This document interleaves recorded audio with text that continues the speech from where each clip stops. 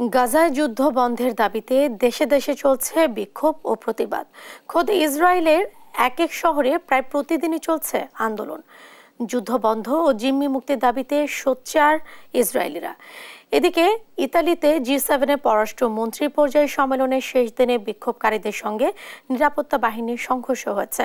উত্তাল ছিল জর্ডানের রাম্মান ও ইয়েমেনের রাজধানী সানা। আরও জানাচ্ছেন মুশরিফা নুজহাত।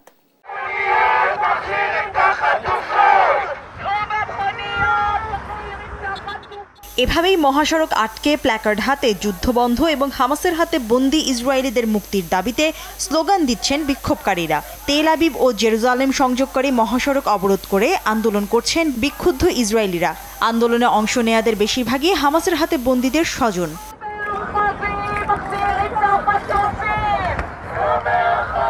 যুদ্ধবন্ধ এবং হামাসের হাতে বন্দী জিম্মিদের মুক্তির দাবিতে ইসরায়েলের গুরুত্বপূর্ণ শহরগুলোতে আন্দোলন করে আসছেন বিরোধী এবং জিম্মিদের পরিবার।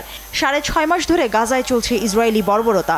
চলমান সংঘাতের তীব্রতা আর দীর্ঘসূত্রিতা নিয়ে ক্ষুব্ধ সবাই। দেশে দেশে যুদ্ধবিরতি আন্দোলন চলমান, এমনকি ইসরায়েলের বাসিন্দারাও এই যুদ্ধ নিয়ে বিরক্ত।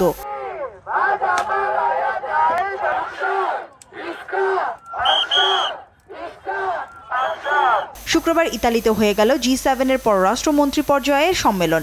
দেশটির আরেক শহর নেপলসে প্ল্যাকার্ড হাতে ফিলিস্তিনের পক্ষে যুদ্ধবন্ধের দাবিতে স্লোগান দেন আন্দোলনকারীরা।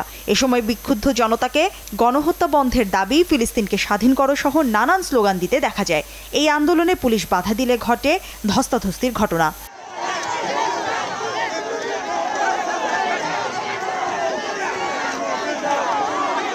এদিকে ইয়েমেনের রাজধানী সানায় ফিলিস্তিনের সমর্থনের রাস্তায় নামেন হাজারো ইয়েমেনি।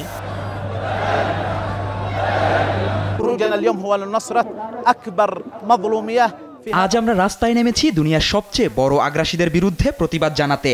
আমাদের ফিলিস্তিনি ভাই বোনরা, জেনে রাখুন, আপনারা একা নন, আমরা আপনাদের সাথে আছি। ইসরায়েল তার পশ্চিমা মিত্রদের দুর্বলতাকে চোখে আঙ্গুল দিয়ে দেখিয়ে দিয়েছে ইরান।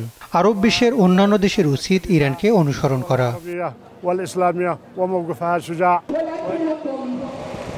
জর্ডানের রাজধানী আম্মানের রাজপথে ফিলিস্তিনের পক্ষে নামেন শত শত মানুষ। সবার একটাই দাবি, যুদ্ধ এবং গণহত্যা বন্ধ হোক। মুশরিফা নুজহাত, নিউজ ডেস্ক, দেশ টিভি।